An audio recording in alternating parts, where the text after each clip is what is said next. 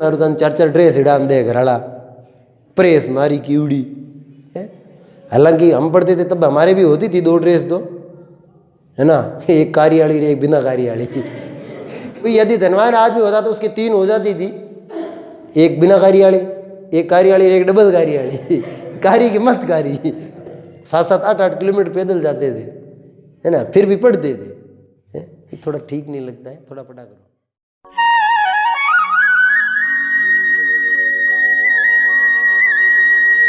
Hello guys, नमस्कार। स्वागत है आपका एक बार फिर से आपके अपने YouTube चैनल पर। हाजिर हैं हम आपकी सेवा में एक और नई वीडियो के साथ। पढ़ेंगे अपन इस टॉपिक में संकर पूर्वज संकरण, मेंडल के द्वितीय प्रयोग और बाकी इस चैप्टर में बचा खुचा जो कुछ होगा थोड़ा बहुत उसको, अर्थात आज इस चैप्टर को अपन इस लेसन में ख़त्म करेंगे। जैसा कि नाम से ही पता चल रहा है, संकर पूर्वज संकरण का अर्थ ये है कि जो संकर जाति है, अर्थात संकरण की प्रक्रिया से जो जीव उत्पन्न होते हैं उनका संकरण वापस उन्हीं के पूर्वजों के साथ करवा दिया जाए, तो इस प्रक्रिया को संकर पूर्वज संकरण के नाम से जानेंगे। ये संकर पूर्वज संकरण क्यों किया जाता है? ये जो F1 पीढ़ी के अंदर जो संततियां प्राप्त होती है उसमें किस प्रकार की जीनें उपस्थित है, इनका परीक्षण करने के लिए, इनका पता लगाने के लिए ये संकर पूर्वज संकरण जो है किया जाता है। ये मेंडल का पहला प्रयोग था यहाँ तक का, जिसमें अपन ने ये देखा था कि उसने समयुग्मजी लंबे पादप का संकरण करवाया समयुग्मजी बोने पादप से, ठीक है, जिससे उसको F1 पीढ़ी मिली। इसमें क्या था, ये जो F1 पीढ़ी थी ये सारे के सारे पादप लंबे थे, और वो भी किस प्रकार के, विषमयुग्मजी। मेंडल ने क्या किया, इस F1 पीढ़ी के जो युग्मक प्राप्त हुए उनका संकरण वापस एक बार इस जनक के प्रभावी लक्षण वाले पौधे से करवाया, दूसरी बार संकरण करवाया जनक के अप्रभावी लक्षण वाले पादप के युग्मकों के साथ, और फिर जो परीक्षण प्राप्त हुए वो इस प्रकार से थे। यदि इस F1 पीढ़ी का संकरण वापस प्रभावी लक्षण वाले पादप के साथ करवाया जाता है तो संकरण की इस क्रिया को बाह्य संकरण के नाम से जाना जाता है। और इस बाह्य संकरण में जो लक्षण प्रारूप है वो होता है सभी पादप लंबे। एक भी पौधा ऐसा नहीं होता है जो बोना दिखे, लेकिन यदि इनके जीन प्रारूप को देखा जाए तो ये प्राप्त होता है 1:1 का मतलब कि इसमें आधे पौधे समयुग्मजी लंबे हैं और आधे पौधे विषमयुग्मजी लंबे प्राप्त होते हैं। दूसरी तरफ यदि इस F1 पीढ़ी के जो युग्मक प्राप्त होते हैं इनका संकरण करवाया जाता है समयुग्मजी बोने पादप के साथ, तो ये विषमयुग्मजी लंबा पौधा, ये इसके 2 युग्मक, और ये बोना पौधा, ये 2 इसके युग्मक। जब इनका निषेचन होता है तो जो आगे संततियां प्राप्त होती है उनका लक्षण प्रारूप यदि देखा जाए तो 1:1, अर्थात आधे पौधे जो होते हैं वो लंबे प्राप्त होते हैं और आधे पौधे जो होते हैं वो बोने प्राप्त होते हैं। जीन प्रारूप देखा जाए तो वो भी प्राप्त होता है 1:1। 1:1 का मतलब ये जो आधे पौधे हैं ये विषमयुग्मजी लंबे हैं और जो आधे पौधे मिल रहे हैं वो समयुग्मजी बोने हैं। अब ये परीक्षण संकरण क्यों किया? ये परीक्षण संकरण इस चीज का पता लगाने के लिए किया कि ये जो पौधा है जो F1 पीढ़ी में प्राप्त हुआ है, जो पूर्णतः लंबा है, ये समयुग्मजी है या विषमयुग्मजी, इसका पता लगाने के लिए ही इसका संकरण वापस इसी के जनक के साथ करवाया, वो भी किसमें, अप्रभावी लक्षण वाले जनक के साथ। यदि यहाँ पे ये अप्रभावी कारक नहीं होता, अर्थात दोनों टी कैसी होती, बड़ी, दोनों टी बड़ी होने का मतलब ये होता कि युग्मक इस प्रकार के आते। यदि युग्मक इस प्रकार के आते तो सारे पौधे कैसे मिलने चाहिए थे, लंबे, लेकिन यहाँ पे क्या हुआ, आधे पौधे कैसे मिल गए, बोने। ये आधे बोने तभी मिल सकते हैं जब यहाँ पे अप्रभावी कारक उपस्थित हों। यदि यहाँ अप्रभावी कारक नहीं होता तो ये बोने पौधे यहाँ प्राप्त नहीं हो पाते। ये जांचने के लिए ही इस संकरण को किया जाता है, जिसको परीक्षण संकरण के नाम से जाना जाता है। ये मेंडल क्या ना, एक ब्रांडेड चीज थी रे, खोपड़ी थी, जो भी काम किया एकदम एक्यूरेट किया, कहीं पर भी ऐसी संभावना नहीं छोड़ी कि भाई यहाँ कुछ गलती मिस्टेक हो सकती है। मैंने कहा भूल केवल इतनी की कि केवल मटर तक सीमित रहा, बाकी वाले पौधों में इसने प्रयोग किया नहीं। तो ये हो गया अपना संकर पूर्वज संकरण। तो अब अपन बात करेंगे मेंडल के दूसरे प्रयोग की, द्विसंकर संकरण। नाम से ही पता चल रहा है, द्वि का मतलब दो। तो मेंडल ने अपने इस प्रयोग में एक साथ कितने लक्षणों की वंशानुगति का अध्ययन किया? 2 लक्षणों की वंशानुगति का। इसके लिए मेंडल जी ने क्या किया, एक पौधा लिया, उसमें बीज पीले रंग के थे और उसकी आकृति कैसी थी? गोल। इन बीजों को उगाया। दूसरी तरफ ऐसे बीज लिए जिनका रंग तो था हरा और आकृति कैसी थी? झुर्रीदार। झुर्रीदार मतलब ऐसी वो पिच की भी, गोल का मतलब बिल्कुल ऐसे, और झुर्रीदार मतलब यूं। ये पीले कलर का था और ये हरे कलर का था। इन पौधों को उगाया और इनके जो युग्मक बने, इन युग्मकों के बीच उसने क्या करवाया? परागण। जब युग्मक बनेंगे तो 2 जो जोड़ी के कारक हैं उनमें से एक एक कारक आएगा युग्मक में। तो इधर में से ये आर आ गया और 2 वाई में से 1 वाई आ गया। बिल्कुल ऐसा कैसा यहाँ भी वही युग्मक बन गए। इनका क्या हो गया? परपरागण। इनके परपरागण से F1 पीढ़ी प्राप्त हुई। तो 2 जीन यहाँ से आए और 2 जीन यहाँ से आए। यहाँ जो पौधा मिला, मेंडल ने ये पाया कि इस पौधे के अंदर जो बीज थे वो सारे के सारे गोल थे और सब का रंग कैसा था? पीला था। तो यहाँ पे प्रभावी लक्षण कौन सा हो गया? यहाँ 2 लक्षण कौन से? पहले तो ये देखो, एक तो बीज की आकृति पहला लक्षण, और दूसरा लक्षण बीज का रंग। 2 लक्षण हो गए। अब यहाँ कौन से प्रकट हुए?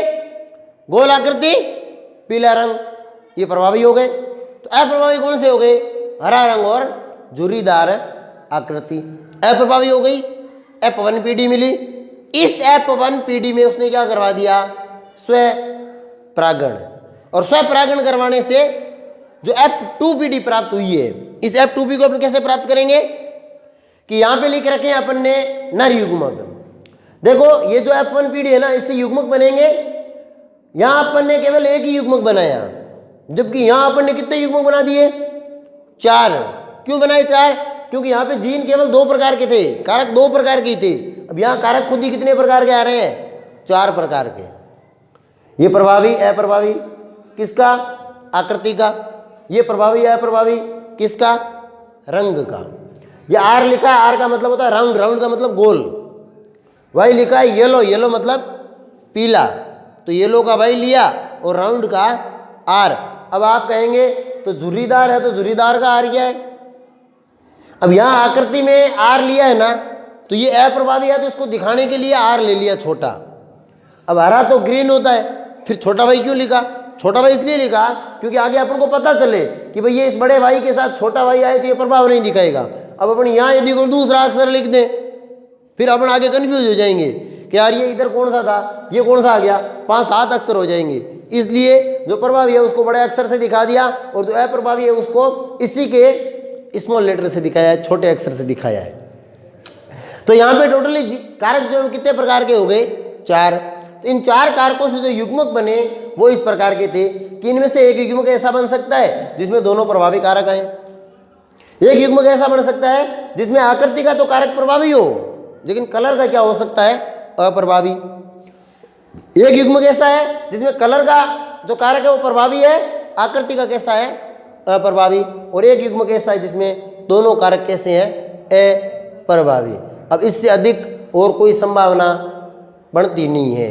अब कोई ये बना के बैठ जाए बड़ा वाई बड़ा आर, ये तो बड़ा आर बड़ा वाई है, उल्टा बना के बैठ जाए, उससे कोई फर्क पड़ने वाला नहीं है। बस में बैठ के जाते हैं, आप सीट के इधर बैठो न इधर बैठो, कोई फर्क नहीं पड़ता है। हाँ कई हवाले बना रो खिड़की के अंदर तो फर्क पड़ सके है नहीं कि भाई मीन तो बाहर आई हो तो खिड़की के अंदर हो, वो अलग मैटर है, ठीक है। लेकिन इसका अपने यहाँ पे स्थान बदलने से कोई फर्क पड़ने वाला है नहीं।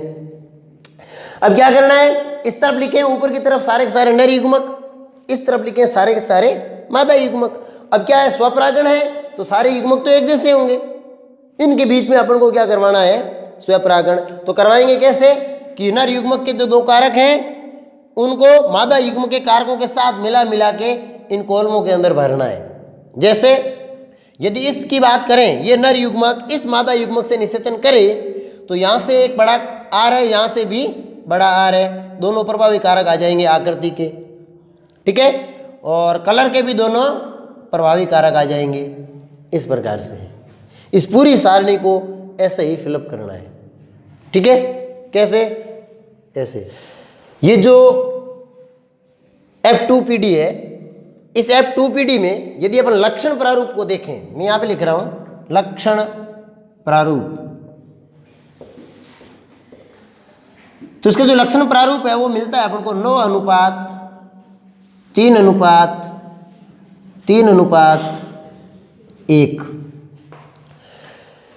ये 9:3:3:1 क्या है?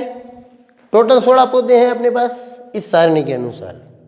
ये अनुपातिक मामला है। यहाँ पे ऐसा नहीं है कि F2PD में 16 पौधे मिले, 32 मिल सकते हैं, 64 मिल सकते हैं, 100 मिल सकते हैं, 1000 मिल सकते हैं, जितने उगाएगा उतने मिलेंगे।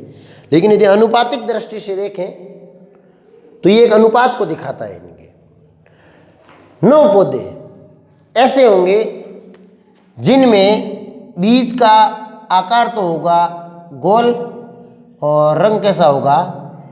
पीला। और ये 9 पौधे किस आधार पे आए हैं?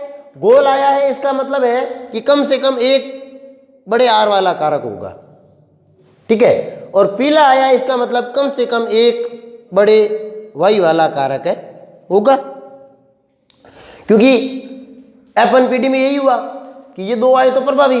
अब ये 2 स्थिति जहां कहीं भी इस पूरी सारणी में मिल जाए, उन टोटलों की संख्या कितनी आएगी? आपके 9 आएगी। कहाँ कहाँ बैठे हैं? सारे के सारे यहाँ बैठे हैं, देख लो।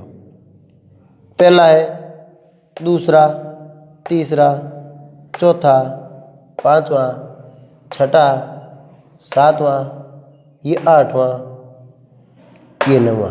2 लाइन तो ये और 2 ये बीच में इधर। उसके बाद नेक्स्ट 3 पादप है। ये 3 पादप यहाँ पढ़े, देख लीजिए आप। ये पहला, मैं इनके नीचे अंडरलाइन कर देता हूँ। ये पहला, ये दूसरा और ये तीसरा, ठीक है। अब इन तीनों पौधों को देखिए आप। तीनों पौधों में क्या है?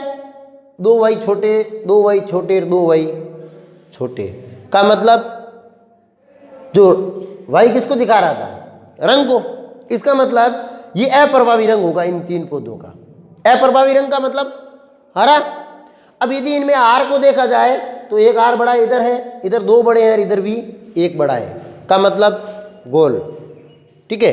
तो ये जो 3 पौधे हैं ये कैसे हो गए?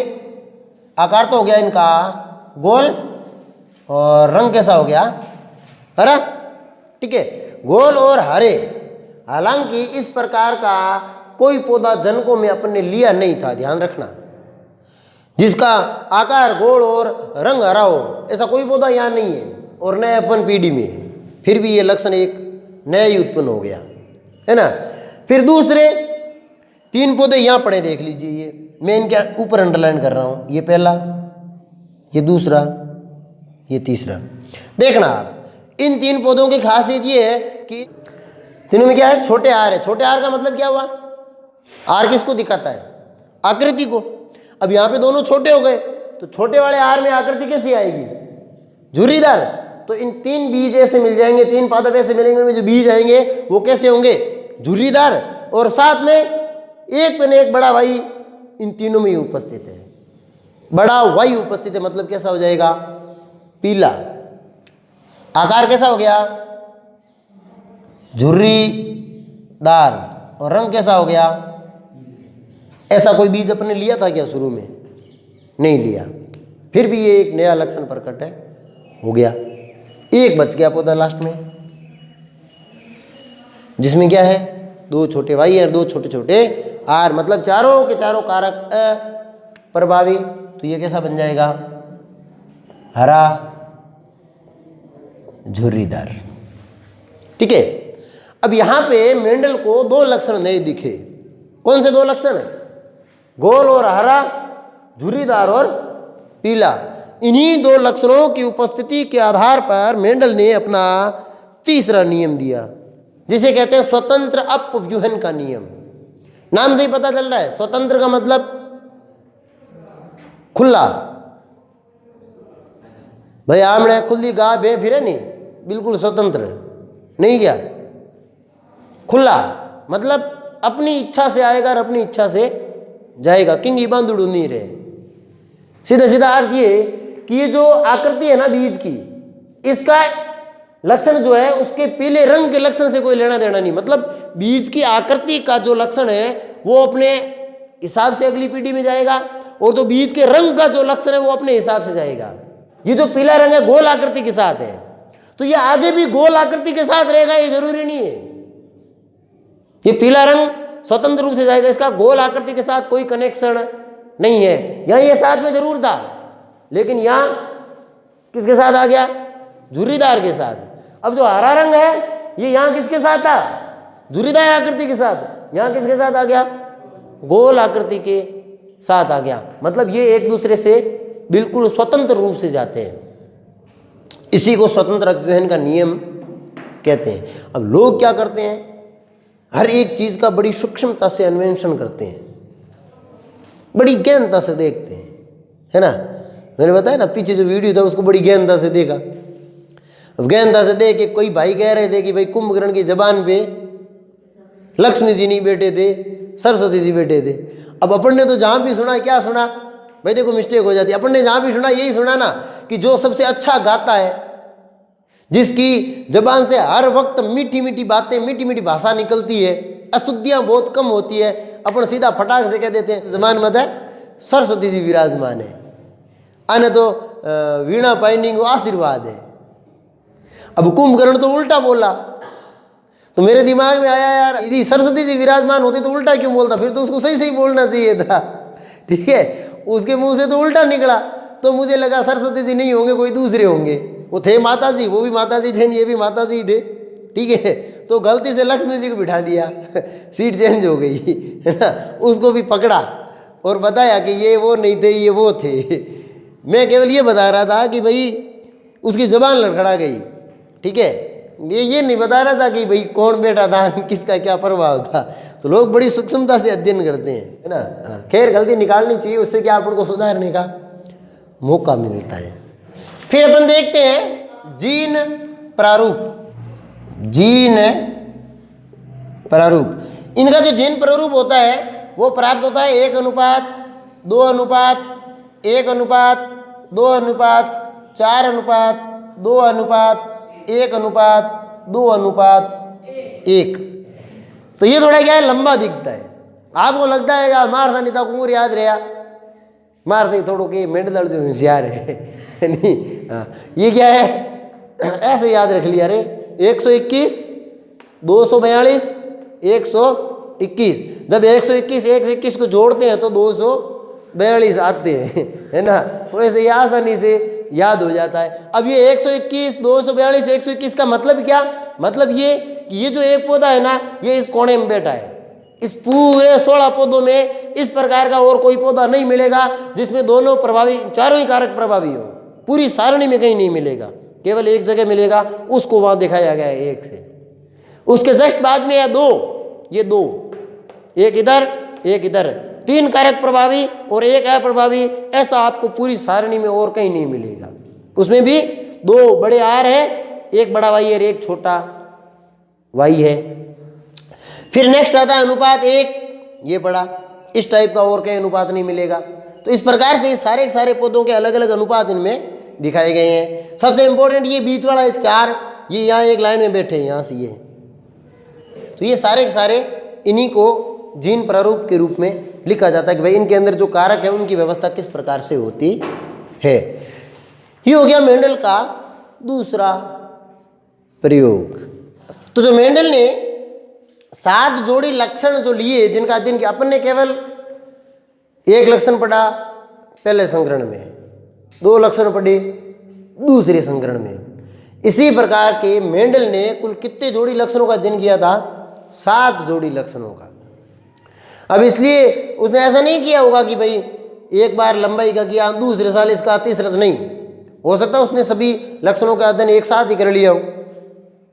मैं कागज पे लिखता रहा भाई ये प्रभावी आयाम, ये प्रभावी, ये है प्रभावी, ये प्रभावी, ये सारे के सारे वो इस प्रकार से लिख। 7 जोड़ी में एक पौधे की लंबाई में प्रभावी कारक ये था कि जो पौधे लंबे उत्पन्न हो रहे थे प्रभावी थे। प्रभावी लक्षण कौन सा था? बोनेपन का। फली की आकृति, मटर की जो फलियां लगती है ना उस पर आकृति उनकी 2 प्रकार की थी। एक तो बिल्कुल फूली हुई और एक पिचकी हुई। फूली हुई मतलब एकदम प्लेन ऐसे माती माती है नहीं, गाय पे ठोक लो रुड़ी हुई कूद दिए पाण बियण जी है नहीं। यानी एक पिचकी हुई, कोई एड़ो भूख ठोकी जो गिंडक हुए न इधु पालियाँ दिए मऊ बेम देगे दिए को दिए नहीं हो, वो पिचकी हुई उस टाइप से। फली का रंग प्रभावी मतलब हरा था और अप्रभावी कौन सा था? पीला। ये फली का रंग है हो, बीज का रंग इसका उल्टा है। बीज में प्रभावी कौन सा है? पीला। अप्रभावी कौन सा है? हरा। बीज की आकृति प्रभावी थी गोल और अप्रभावी कौन सी थी? झुर्रीदार।